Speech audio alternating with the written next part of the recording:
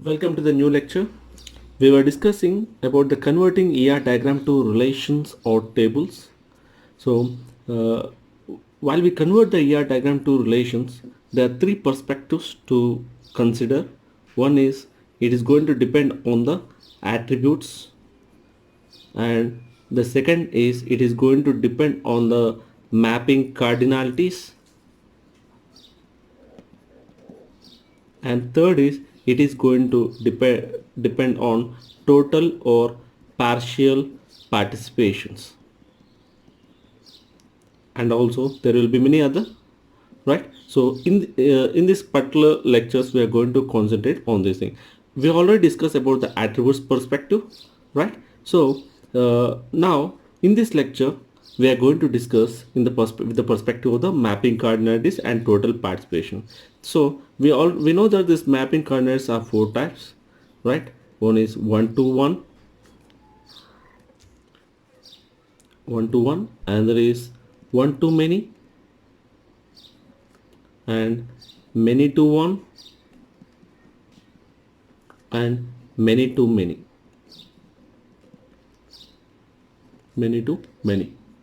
So we are going to consider each and every cardinality with respect to converting it to a relation, right? So at first we are going to start with the one to one. In the one to one we are going to identify the with the total participation and the partial participation, right? Let's start with one to one.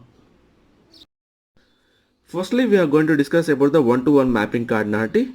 So, we are going to consider this particular case with the participation constraints. So, we have total participation and partial participation. If we take into the consideration, there will be three cases originating, right? So, one-to-one with partial participation on both sides, one-to-one with total participation on one side, and one-to-one with total participation on both sides. So what we have to remember is, so here we have taken two entities, and for entity E1 we have attribute A1, A2, A1 as the primary key, and R is the, for R we have C1 as the descriptive attribute, and for the E2 we have B1 and B2, right? So for converting this now, in order to convert it, that is we have one-to-one relationship, right? Partial participation on both sides, we have both side partial participation. Then to convert it, we are going to take this B1 to the E1 attribute. That is, we are going to take the primary key of its associated entity to the another entity, and also descriptive entity also we are going to take to this particular entity. We can take to this side or we can take to this side. So here we have taken E1, A1, A2, E1, A1, A2, and we have taken the primary key of its associated entity to this particular entity. So B1, and also descriptive attribute C1, right? So now E2 have B1, B2. So this one case. Next, there is also another possibility. We can take to this side. So E1, A1, A2. Now I have taken this A1 to this side, right? So E2, B1, B2, C1, A1. So this is a what you have to remember while converting to a relationship. You have to remember this particular consideration. When we have one-to-one with partial participation on both sides, we have to take this primary key of this associated entity to the another entity, and also descriptive entity to the particular entity, and we have to take into the two relations. Two relations are possible, but so right, this is the case of partial participation. Then next comes the case of one-to-one with total participation on one side. So it can be this side or it can be this side. Wherever there is a total participation on one side, when there is a relationship is one-to-one, only one table is enough. So we can combine the complete into a one relation itself. Whereas when we have partial participation, how many relations required? Minimum relation, two relations, right? So when we have total participation on one side, only one relation is required. So but here important is the total participation side will not become the primary key. So the primary key will be what? Where there is a partial participation, when there is one side total participation and one side partial participation, the partial participation side will become the primary key, right? So we have combined the complete into the one entity, A1, A2, B1, B2, C1. So we have combined it into the one entity when there is one-to-one total participation on one side. And the next case is one-to-one plus total participation on both sides. So there is a total participation on both sides and it's a one-to-one relationship. In this particular case, also we require only one relation to convert. We can combine the complete into a single relation, right? And here A1 can become the primary key or B1 can become the primary key. When there is a total participation on both sides, A1 can become or B1 can become or both can become the primary key. So this is the case of one-to-one which you have to remember, right? So you can remember directly when there is partial participation, there is a two relations required. When there is total participation, only one relation required. The partial participation side will become the primary key. When there is a total participation on both sides, only one relation is required and both sides can become the primary key. If A1 can become the primary key or B1 can become the primary key. But as an when we have directly taken it, but we have to understand how they are been originated. That is, we are going to take some context, some examples, and we are going to suggest you. I am going to suggest you how we have these formulas have been originated. We can directly remember this table. This table is enough, but we should understand the how this particular what formulas have been originated, right? So let us take each and every case one by one and understand this thing, both sides. So this is our case one-to-one with partial participation on both sides. Here we have two entities E1, E2. So for all the examples I am going to take these entities, right? And also I am going to take two attributes in it. One is the prime attribute, primary key, other is the non-prime attribute, right? And I have a relationship. For relationship I have a descriptive attribute C, right? So for all the examples we are going to consider with this particular diagram, so we can easily differentiate everything, right? So let us consider it's a one-to-one, and here we have partial participation.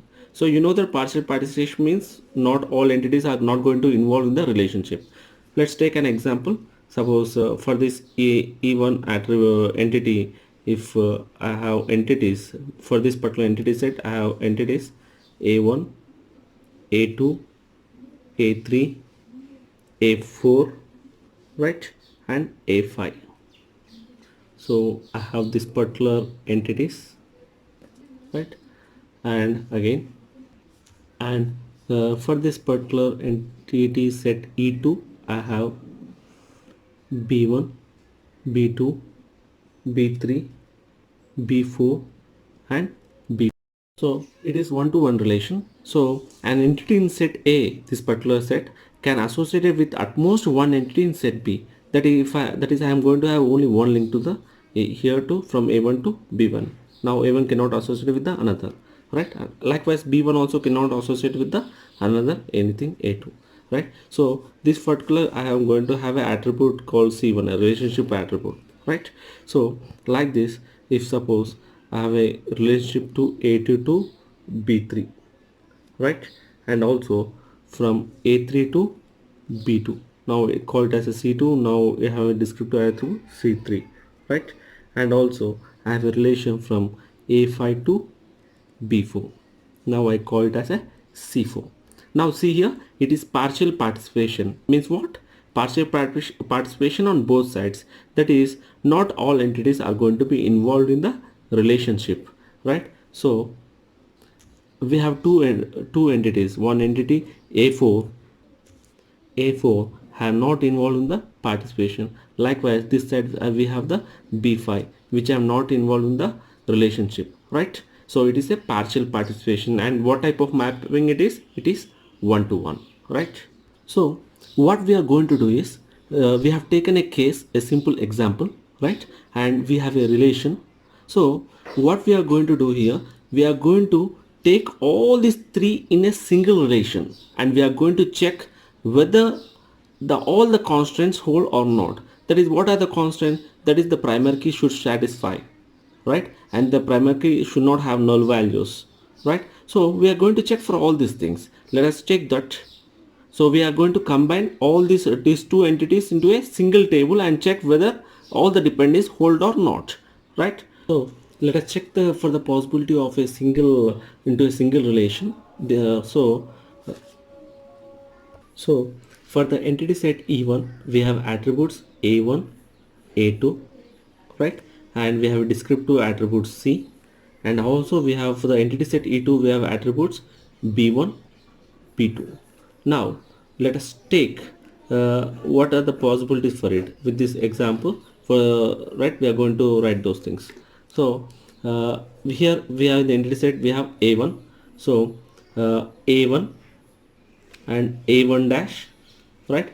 And we have a relationship descriptive attribute C1, so C1, right? And here we have what? B1, so B1 and B1 dash, right? Likewise we are going to take for all the relationships. So next is what? A2, A2 dash, right? C2. Next it have A2 have been moved to the have associated with B3, so B3, B3 dash. So next link is A3, A3 dash. Now descriptive attribute is C3 and it have linked to the B2, so B2, B2 dash, right? And next link is what? A5. So I have here A4. A4 I have not moved to any, so I am going to take this A4. A4 is not associated to anything, so A4, A4 dash, null, null, null. So it have associated not with any link, it have not associated with anything, right? And next is what? A5, A5 dash, right? It have associated with the link C4 and it moved to the B4, B4 dash. So I have taken every relationship, but one is left over, that is the B5. So B5 is not associated with anything, so B5, B5 dash, null, null and null. It have not associated with any entity, right? So this is the case here, right? Now I have mapped this complete ER diagram into a single relation. Now I have to check for some constraints. What are those constraints? So what I have to check is, I have to check for minimum relations. The first is I have to check for to form minimum relation. That is, if I have first case I have solved with the one case. That is, I have combined the complete ER diagram to a one relation. Then in the next, if it is not possible, I am going to check for the second. If it is not possible, I am going to check for the third. That is, my intention is always for minimum relation. And the second is, it should have primary key. It should have primary key. So it is the most important. So when I formulate to a relation, it should have a primary key, right? Then the third one is, every cell value should be atomic. That is, it should every cell contain only one value. So let us check for the first condition. So here we have the two primary keys. One is what? A1 and another is what? B1. So A1 belongs to the E1 entity and B1 belongs to the E2 entity. We already know it, right? So what is the condition to be the primary key? So if it have the primary key, it should not contain null values. So if we see here, the B1 contain what? Null value. So it is not suitable as primary key. So it is not suitable as primary key. Then let us check for the A1. A1 is the another primary key, right? For the if E1 entity. So if we check for the A1, A1 also contain what? Null value. So A1 is also not suitable. So it means this particular relation we cannot combine into a single relation. It is not suitable. Then let us go for the divide it to a two relation and check for it. So what we have done is, we have combined everything, that is A1, A2, C, B1, B2. We have combined into a one entity and we have checked for it. So and we have observed that it is not suitable. Now let us check by dividing it into the different relations. Now we are going to divide it to the different relation.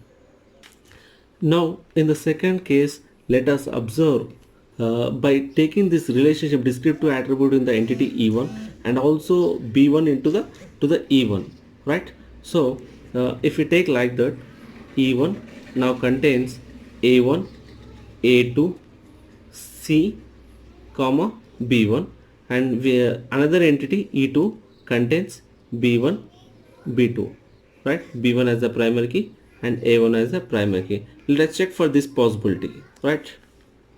Or consider cases to divide it into two relations. One relation, that is in one relation E1, we are going to take the descriptive attribute and the primary key of the another entity attribute, right, into the one relation. So let us see what happens with it. A1, A2, C, B1, it is one relation, and B1, B2 is the another relation. So if we take the relationships A1, A1 dash, C1, B1, right? It is the first relation, and the second is A2, A2 dash, C2, B3. The third is A3, A3 dash, C3, B2, and the fourth is A4. It doesn't have to anything. A4, A4 dash, null and null, and A5, A5 dash, relation is C4, and it is moved to it associated with the B4, right? So let us take in the B1, B2. So it will be B1, B1 dash, B2, B2 dash, B3, B3 dash, B4, B4 dash, B5, B5 dash, right? So here what we have to look is for the primary keys. So we know that primary key is what? A1, and we have chosen as B1. So B1 is not a problem. B1, B2, B3, B4, B5, they are unique and there is no null value. So this is okay. This relation is okay. Now let us see this relation. So A1, A2, A3, A4, A5. So it is also unique, right? And it doesn't contain any null value. So this primary key is okay. It is also primary key okay. Now automatically we have to check for the primary key. Primary key is okay, and every cell is atomic, only one value, right? And it is a minimum relation. That is firstly we have checked for the one relation. It is not possible with the one relation. Now we have checked with the two relation. It is possible. So this particular will work for what? For partial participation. So when we have the partial participation on both sides, then what you have to do is we have to take the primary key of another entity set to the primary key of, we have to combine with the its associated relationship entity, right? And also we have to take the descriptive attribute also into the one particular entity, right? So what we have done in the E1, in this relation I have taken A1, A2, and also the descriptive attribute C, and also the primary key of the another entity. Now this became the foreign key, right? It became the foreign key, and these are, I have the two primary keys. One is the A1 for this entity E1, and other is the B1 for this entity E2, and this have worked. So this is the case of one-to-one with partial participation on both sides. So let us discuss with our second case. It is one-to-one with one side total participation, right? So this is our example, right? So in this case we have total participation one side. So I have is a one-to-one mapping, right? It's a one-to-one, and total participation on one side I have indicated with the double line. So the total participation with the entity E1. So here in this example for the entity E1 we have taken three entity set E1. I have taken three entities A1, A2 and A3. They are associated with the relationship E2. A1 is associated with B1, A2 is with B2, and A3 with B3. And here it is a partial participation this side. Yes, for the E2 side we have the partial participation, and B4 is not participating in any relationship, right? So let's call it as a C1, it has a C2, it has a C3 descriptive attributes, right? Now when we have this total participation, let us formulate all in a single relation, right? So if we form in a single relation, what are the attributes possible here? A1, A2, C, B1 and B2. And let us take the values for it. So for A1 we have a relationship a1 to b1. So a1 dash c1 descriptive attribute, and b1 and b1 dash, right? So next is what? a2 dash c2 b2 b2 dash, right? Next is a3 dash c3 b3 b3 dash. Next I have left over with b4, because it's partial participation, we left over b4. So b4 dash b4 dash. This here is we have null null null, right? So this is our case. If we take the complete relationship into a single complete this entity's relationship diagram into a single relationship, so what this is the case here, right? So so in this case what we have to check for? So we have to check for the primary key. See here, either we can have both from this in either entity E1 E1 we have to check for the A1, and from the entity side E2 we have to check for the B1. So if in this both, if any one is valid, the relation is valid. So let's check for A1. A1 have null, so automatically it is not valid. This particular primary key is not valid. Then let us check for the B1. B1 doesn't have any null value, and B1 is unique overall in the relation. So B1 is suitable. So if one primary key is set, this particular relation is set. So when we have one to one with one side total participation, we can completely take all the attributes into a single relation. So we can combine the complete into a single relation, that is have combined into E1. Now what are they? A1 A2 C B1 comma B2. So what we have here, the important point is, what is the primary key here? It is the B1. So when we have one to one with one side total participation, only one relation is enough. This is the point you have to remember. This we have discussed about all these things in order to get understanding of how we have decided this, right? So this is one enough. Let us discuss with our third case, that is one to one with total participation on both sides. So here we have total participation on both sides, right? So total participation on both sides. So this is the example for us. So E1 have entities A1 A2 A3, and E2 have entities B1 B2 B3. We have seen that in this example every entity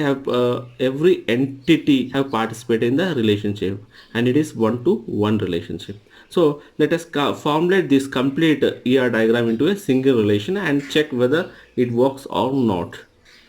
So let us see here. Now the let us take this relationship here.